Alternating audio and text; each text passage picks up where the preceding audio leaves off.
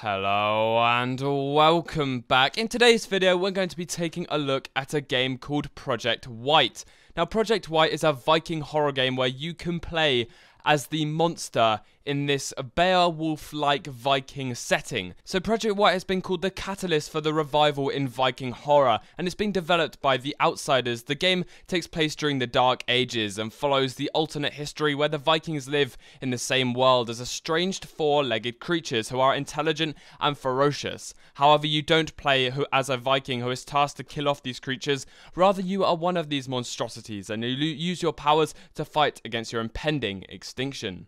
In this particular clip, we are playing as one of the very young creatures, and he is looking for his parents. However, he does see that one of his parents is being hacked to pieces and almost tortured by some Vikings who have basically wiped out his kind, and there's only a few specific places left in the world where these creatures can be safe. Just there, the creature was spotted by the Viking, and he instantly tries to run away. I say he, but I'm not really sure if they have genders. Let's not get into the gender debate right now. The young and I presume very naive creature has started to run away and can be killed by even the weakest humans. Here you can see they're trapped on a bridge between two humans here. There's two Vikings on either side, but there is an escape route, and here you can see one of their main abilities, and it can be this really large jump, and I think they're very good at absorbing the fall so they can land from very high places. Here you can see what the humans have done to their kind over the years. You can see a dead creature just there down in the bottom right.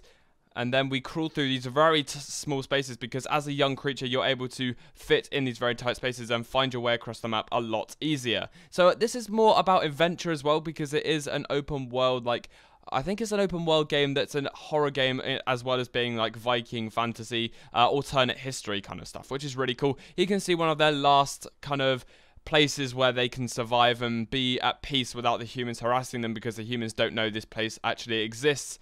And you can see skulls lining the walls of this cave here. You can see them all over the place, actually. So it kind of makes them seem very animalistic, but it also seems like they're trying to fight back against these humans who have oppressed them for years.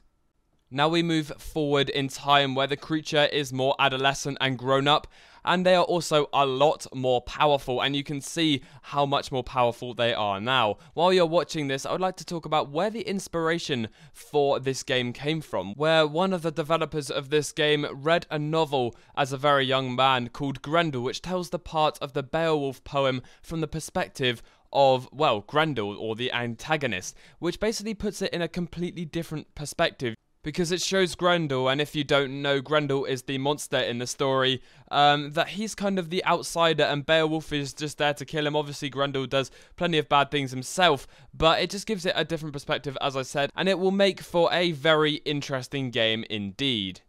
I'd also like to add that this game is being developed by ex-Battlefield developers, meaning there's a lot of work and expert knowledge being funneled into this game. It's not just going to be kind of what we see a lot where there's maybe a single developer who doesn't really know what he's doing. It's maybe his first kind of proper game, and sometimes, quite a lot of the time, it doesn't always pull off. But here it seems like we've got a very sturdy developer team who obviously used to develop one of the most popular games of all time. The combat in itself does look very entertaining and exciting at the same time. I presume there's loads of different attacks you can do and different ways to eliminate different types of Vikings. One thing I did spot though was that Vikings had horns on their helmet, which is always a big letdown for any games of this genre. Though in saying that, this is alternate history, so not everything has to be done by the book, which also does give this game a bit of room to move into, something that players won't expect, because we do have these weird creatures and Beowulf or Grendel-like creatures that are crawling around the world. Maybe there are other species that we don't know about, or other factors that led to their extinction,